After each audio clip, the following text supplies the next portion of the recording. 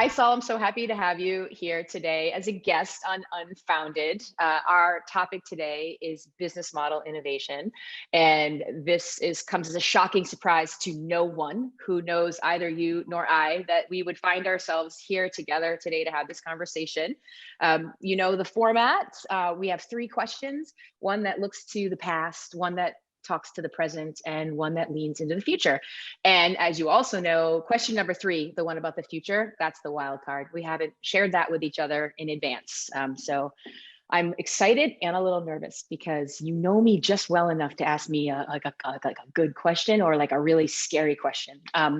So no formal bios on the show, but for anybody that's listening or watching, you can check the show notes for a little bit about Saul's amazing career as an executive, as an innovator, and as a global thought leader on business model innovation.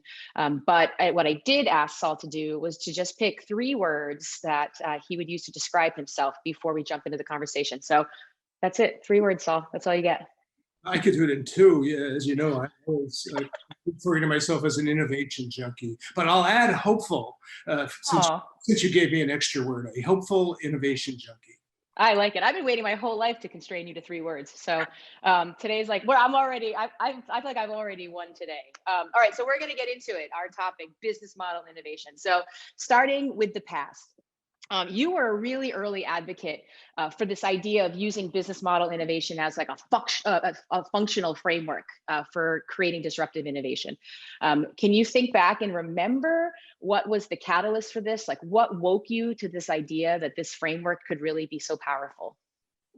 Well, I had spent the previous, 25 years as a road warrior consultant doing strategy work with lots and lots of executives. And it became clear to me that they were using buzzwords like innovation and transformation, but most of the projects ended up being more incremental or point solutions.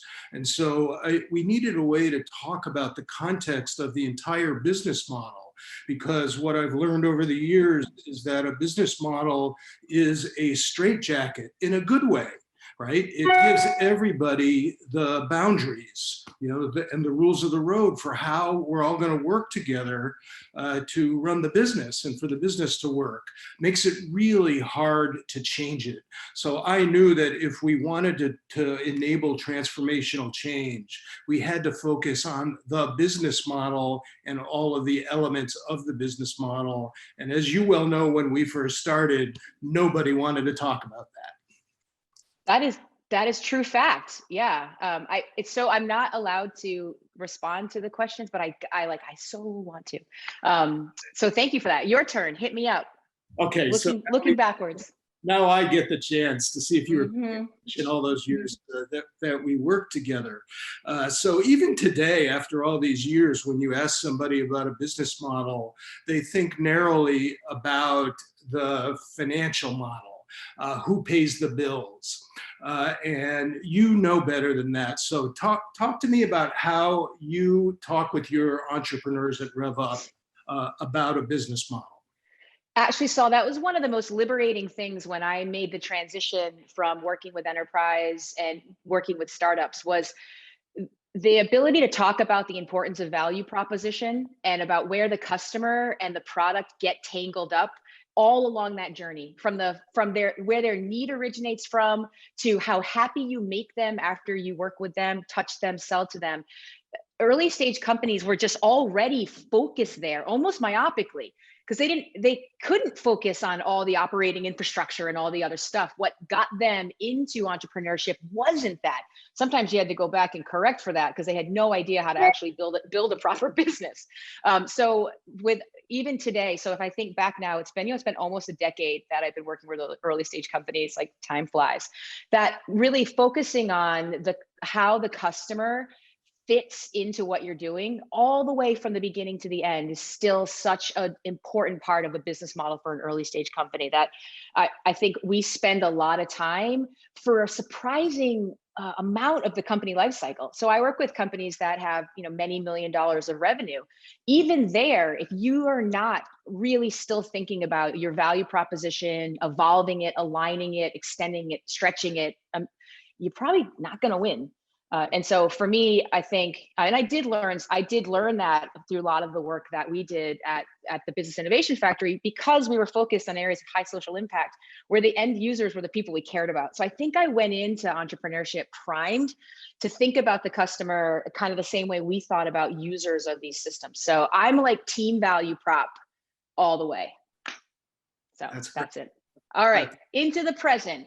And how much things have changed with business model innovation in the present. I mean, it went from relatively unknown framework, kind of emerging from business schools, into kind of like jump the shark, over the top. It's all like, God, don't Google it. You'll be overwhelmed, right? Although I still do see all Alex's stuff is still like the primary stuff, which is amazing thinking about that. So in the present, many years ago, I know that you were somewhat unimpressed with the notion that startups could drive big innovations in our world.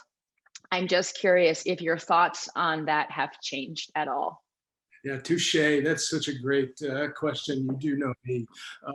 It's not that I was unimpressed.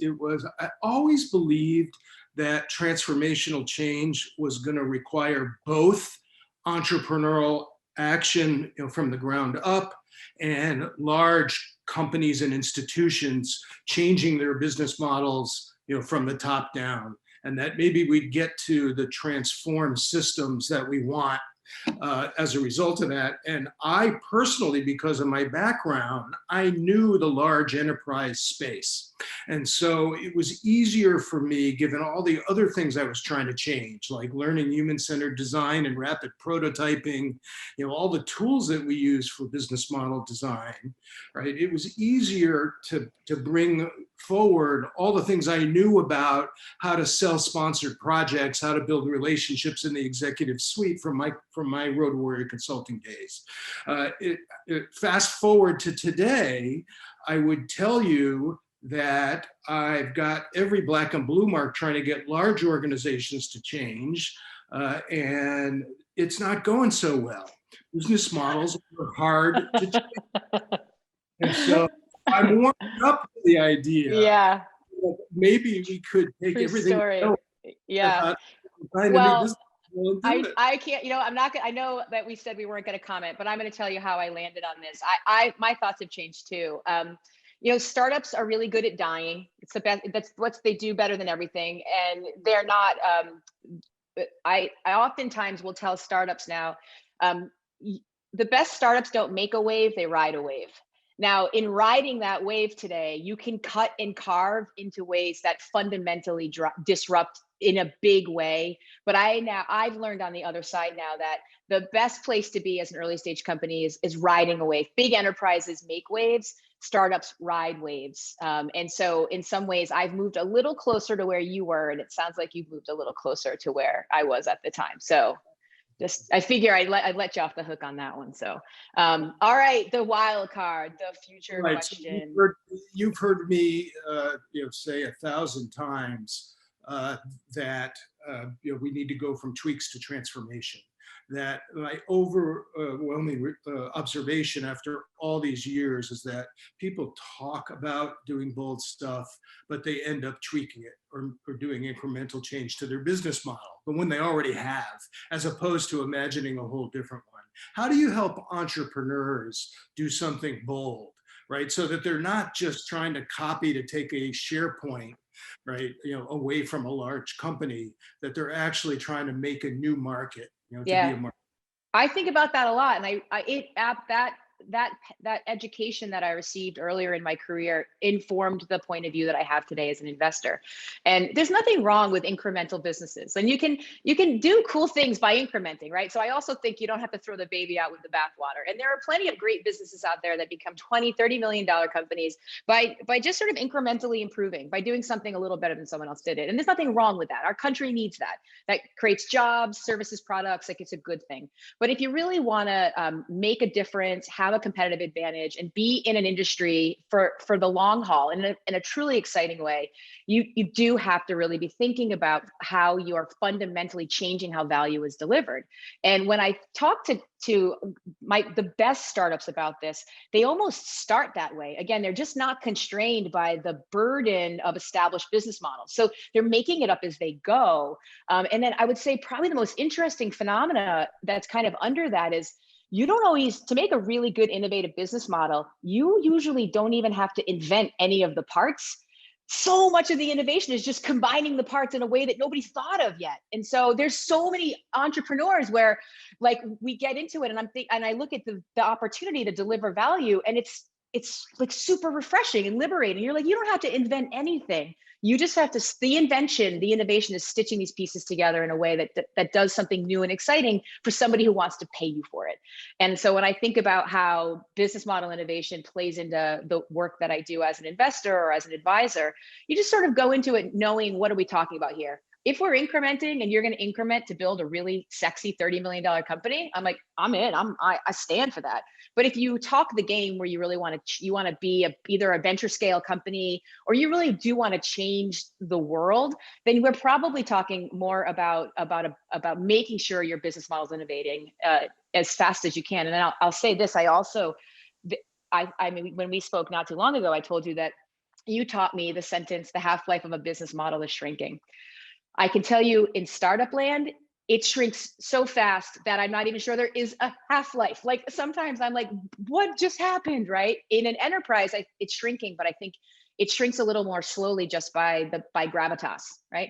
And so in startup land, a half-life of a business model, you blink your eye, you'll miss it. And so if you as the CEO, as the leadership team, if you're not business model innovators from day one, good luck, because you're gonna probably die. So yeah, it's there in every way. But I think this idea that everything has to be new and explosive and innovative overlooks sometimes the simple ways to innovate by recombining existing things in ways that really focus back on value. And there's some really exciting stuff that I've seen or participated in that's done exactly that. And that makes me happy too. So there you have it. So, all right, I get to go last. Question to you, the future question, the wild card. So back in the day, enabling infrastructure was like very much often seen as the most important part of a business model, right? This idea of like supply chain, get shit to the people who want it. Then as commerce became more digitized, we started getting more focused on having a really killer value proposition, right? And that was the part of the business model, so much so that the business model innovation people made value proposition workshops, right, to help you work on that part of your business model. But given how much has changed globally and how fast human behaviors are changing, I wonder like what's next. And I wonder if you have any thoughts on what part of a business model you think is next in line for that kind of reverence, whether it's a component we commonly think of today, or perhaps a component of a business model that's relatively new. Well, I think the thing that's been changing all along, and you referred to it before, but now there's no question about it, that you have to become nimble at reinventing your business model, right? And that means entire new business models. That I think an entrepreneur really shows us the way, because they have to go through 5 or 6 tries, before they get to a model that looks like it might be scalable. The initial business plan never works, right? But yet somehow we hold ourselves accountable to a plan that we think is going to work instead of constantly iterating. And so I think what's really changing is this thing you talked about before, which is being nimble about combining and recombining parts outside of the context of your current business model, which is easier to say than it is to do, because a business model really constrains, what you can do, where the resources are, who gets promoted, right? And so what you really have to do is create the conditions where it is safe to try a different business model that relies on existing parts just configured in a different way, with complete freedom to change the value equation. And once you can serve a small number of customers, now I can start thinking about scaling. The Yeah. biggest problem we have is our obsession with scale, and we think we can get to scale right away, and we forget that it's better to serve a dozen customers really, really well before you start thinking about the next 100, next 1,000, next 100,000 customers. And that's a tough lesson that a lot of entrepreneurs need to learn. Yeah, true story. So maybe the part of the business model that we need a little box for is your business model innovation engine. Like now when you think, and who's in it? Who are the people, like, right? Instead of thinking of it as living outside your business model, now we're going to think about it like a spark plug that's got to be in your business model, not some outside people or consultancies or some exercise that you do while half drunk at the company retreat, every June. So Right.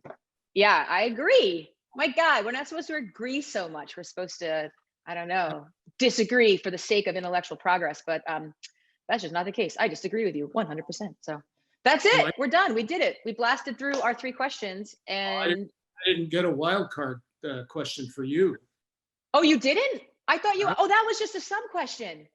ah, no, Oh, but so bonus question. Give it, let's do it. I thought that second question, the third question, but that was a follow-on question. no, you don't get off so easy. Here, we can do All a quick.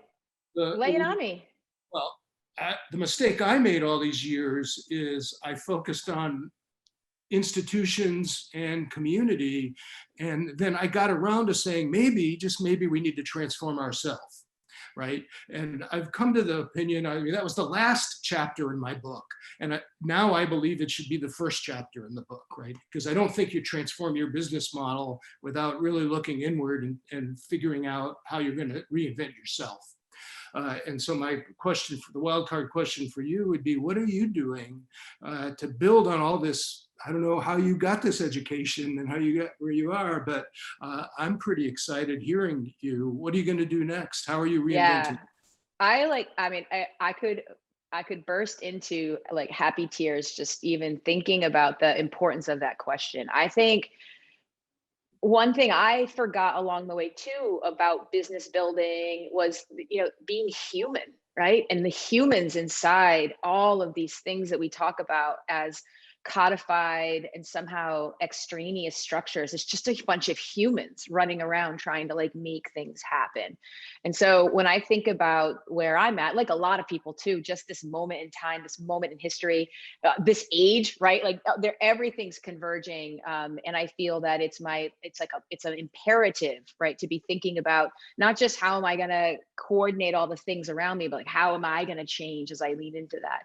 And I've been thinking a lot about my own precious possessive feelings about my business models, right? And my willingness to let them go and to see what happens when you do that. And you know me, I'll be the first one to tell you, for you, all the things you need to do, and then just not do any of them myself, right? And I think a lot of the work that I'm doing now professionally is actually applying some of the same coaching that I give to all of our companies to our own business, and how Alan and I think about the future of revenue-based funding, about helping more founders build better businesses, about making the world a more just and equitable place, and being a better human, like a better partner, a better friend, a better mom. And so I've been doing stupid stuff like using my Panda planner and listening to relaxing meditation music and calling up old friends and asking them the questions I've always wanted to ask them. But I think we have a business model inside of us.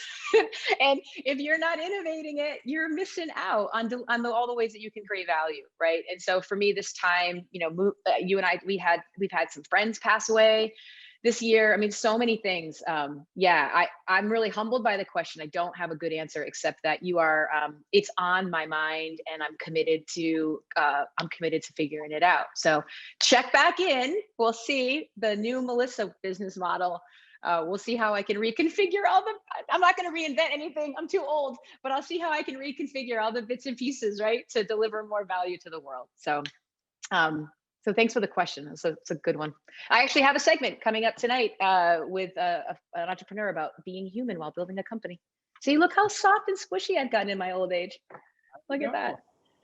Well, that's it. We hit it. We're out of time. And this was amazing. And thank you so much for participating. And I can't wait to share this with the world. Always, Melissa. Thanks. Great to be with you.